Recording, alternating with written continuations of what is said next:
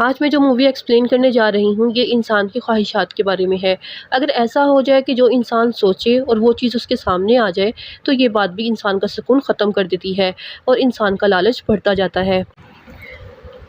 चले तो चलते हैं एक्सप्लेनेशन की तरफ। अगर आपको मेरी वीडियोस अच्छी लगती हैं तो मेरी वीडियो को ज़रूर लाइक करें और चैनल को भी सब्सक्राइब कर दें। मूवी स्टार्ट होती है तो हमें दिखाया जाता है कि एक कपल एक नए घर में शिफ्ट होता है, जिसमें हस्बैंड का नाम मैट होता है और वाइफ का नाम कैट होता है। इसके आसपास तो कोई घर नहीं होता, लेकिन ये घर बहुत बड़ा और बहुत ही खूबसूरत होता है।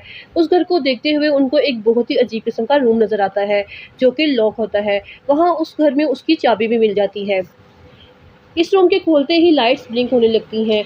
वो लोग इलेक्ट्रिशियन को बुलाते हैं। इलेक्ट्रिशियन उस घर की लाइट्स को चेक करते हुए बेसमेंट में चला जाता है, तो देखता है कि वहाँ बहुत सी वायर्स होती हैं। वो इलेक्ट्रिशियन जाते हुए बताता है कि उस घर में जो पहले कपल रहता था, उसका मर्डर हो गया था। मैट अपने तरीके से इस बात पर रिसर्च करता है तो ये वाक़ई ही सच होता है। इस कपल का मर्डर एक यंग लड़के ने किया होता है, लेकिन मर्डर की वजह पता नहीं चलती और उस लड़के को मेंटल असाइलम भेज दिया जाता है। अब मैट सोच में पड़ जाता है कि वो जिस घर में रह रहे हैं वहाँ किसी का मर्डर हुआ है और ये बहुत ही डेंजरस बात थी। इन सब बातों के बाद मैट एक लैंप लेकर अकेला ही उस रूम में बैठा रहता है। वो विश करता है कि काश मेरे पास एक कोल्ड ड्रिंक की बोतल होती। तब उसके पास पड़ा हुआ लैंप ब्लिंक करता है और कुछ देर के लिए लाइट चली जाती है। जब लाइट आती है तो तब उसके सामने एक वाइन की बोतल पड़ी होती है, जिसे देखकर वो डर जाता है कि ये क्या हुआ, और वो बोतल एग्जैक्ट उसकी बोतल की जैसी होती है।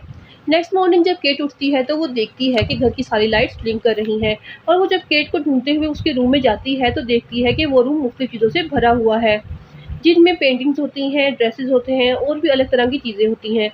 तब मैट उससे रियलिटी बताता है कि ये रूम हमें हर वो चीज़ दे सकता है जिसकी हम विश करें, जिस पर वो कैट को भी विश करने को कहता है, जिस पर कैट कहती है कि मुझे कोई अच्छी सी जॉब दे दो। तब मैट कहता है कि ये रूम कोई चीज़ दे सकता है, जॉब नहीं, किसी चीज़ की ख्वाहिश करो, फिर वो तुम्हें मिल जाएगी। वो पैसों की डिमांड करती है, जिससे लाइट ब्लिंक्स होती हैं और एक कॉर्नर में उसे पैसे मिल जाते हैं। पहले तो कैट को ये सब कुछ अच्छा नहीं लगता, इस पर मैट उसे काफ़ी समझाता है, लेकिन इसके बाद उन लोगों को उसके बारे में काफ़ी क्रेज़ हो जाता है। वो अलग-अलग किस्म की ड्रिंक्स मंगवाते हैं, डायमंड्स, ज्वेलरी और एक्सपेंसिव ड्रेसेस। इसके बाद वो ड्रग्स, पेंटिंग और ऐसा काफ़ी दिन तक चलता रहता है। सारे पैसों की वो एक दीवार बना लेते हैं। इस रूम से वो काफ़ी कुछ ले चुके होते हैं और वो बहुत ज़्यादा खुश होते हैं और वो काफ़ी एंजॉय कर चुके होते हैं। इसके बाद मैट कैट को फैमिली प्लानिंग के बारे में कहता है। इस बात पर कैट नाराज़ हो जाती है। इसका पहले भी 2 बार मिसकैरेज हो चुका था। दोनों में काफ़ी बहस होती है, जिससे मैट घर से बाहर चला जाता है और कैट उदास होकर उस कमरे में चली जाती है। उसके दिमाग में एक अजीब-सा आइडिया आता है और वो उस रूम में जाकर बच्चे की विश कर देती है। बदले में उसे बच्चा मिल भी जाता है। जब मैट घर आता है तो मैट उस बच्चे को रोता देखकर काफ़ी हैरान हो जाता है और वो कैट पर शाउट करता है कि हमने सिर्फ चीज़ों को विश करना था, इंसान को नहीं। ये तुमने क्या कर दिया, इसका अंजाम क्या हो सकता है। वो इमोशनली दोनों वीक हो जाते हैं और बच्चे को दोबारा गायब भी नहीं कर सकते। मैट इस घर में होने वाले मर्डर के आर्टिकल इंटरनेट पर देता है। तब उसको पता चलता है कि किलर का नाम जॉन डो था और किलर को मिलने मेंटल असाइलम जाता है। वो किलर को मिलने मेंटल असाइलम जाता है। जब वो वहाँ पहुँचता है तो वो उसको बताता है कि इस रूम के कहने पर ही उसने मर्डर किया था, और इस पर वो कहता है कि जितना जल्दी हो सके इस घर को छोड़कर चले जाओ। वापस जाते हुए मैट अपनी गाड़ी में पेट्रोल फिल करवाता है और जब वो अपनी जेब में हाथ डालता है तो तब वो देखता है कि वहाँ पैसे नहीं हैं, बल्कि मिट्टी है। और यहाँ इस रूम के बारे में बड़ा सीक्रेट पता चलता है, और वो ये है कि इस रूम से विश की गई चीज़ उस घर से बाहर जाएगी तो वो डिस्ट्रॉय हो जाएगी। और वो घर वापस आता है और पूरे घर को एक्सप्लोर करता है कि ऐसा क्यों होता है, अगर इस सब के पीछे क्या वजह है। लेकिन वहाँ वायर्स के अलावा और कुछ भी नहीं मिलता। फिर हम देखते हैं कि वो बच्चा काफ़ी रो रहा होता है, जिस पर कैट उसे घर से बाहर ले जाती है। मैट उसे मना करता है कि उसे बाहर मत लेकर जाओ, लेकिन वो असल रीज़न नहीं बताता। इसके बावजूद वो घर से बाहर चली जाती है और जैसे ही वो बाहर जाती है कुछ देर के बाद बच्चे के रोने की आवाज़ तो बंद हो जाती है, लेकिन कैट ज़ोर-ज़ोर से चिल्ला रही होती है। तब मैट उन दोनों को अंदर लेकर आता है और हम एक बहुत ही अजीब चीज़ देखते हैं कि उनका वो छोटा-सा बच्चा अब छोटा बच्चा नहीं रहा, बल्कि वो 7-8 साल का एक लड़का बन चुका है। फिर हमें पता चलता है कि अगर वो रूम कोई ज़िंदा चीज़ देगा और वो बाहर जाएगी तो उसकी उम्र आहिस्ता-आहिस्ता बढ़ती जाएगी और फिर वो उम्र बढ़ने की वजह से बूढ़ा होगा और वो फिर मर जाएगा।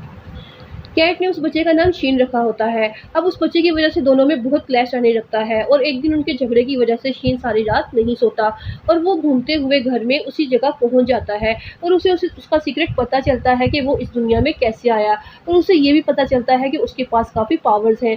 फिर वो अपनी इमेजिनेशन से उस रूम को बहुत बड़ा गार्डन बना देता है और वहाँ बहुत से ट्रीज होते हैं, आइस होती है और वो जिसका स्नोमैन भी बनाता है।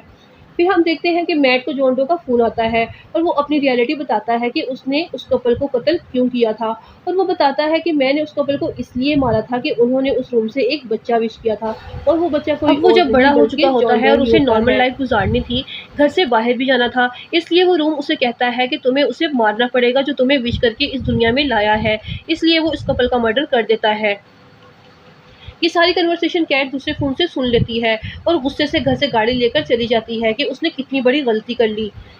फिर हम देखते हैं कि घर में शेन जो होता है वो मैट से पूछ रहा होता है अपनी मदर के बारे में। फिर मैट उस बच्चे को भी सारी रियलिटी बता देता है कि तुम्हें हमने इस रूम से विश किया था, अगर तुम इस घर से बाहर जाओगे तो 5 मिनट में तुम बड़े होगे और फिर बूढ़े होकर मर जाओगे। फिर वो उसे घसीटते हुए जानबूझकर दरवाजे तक लेकर आता है, लेकिन फिर उसको एहसास होता है कि जो भी है वो है तो एक बच्चा ही और वो उस बच्चे को सॉरी कहता है और वो उसे एक स्टोरी सुनाता है और ऐसे हो जाते हैं जैसे बाप और बेटा।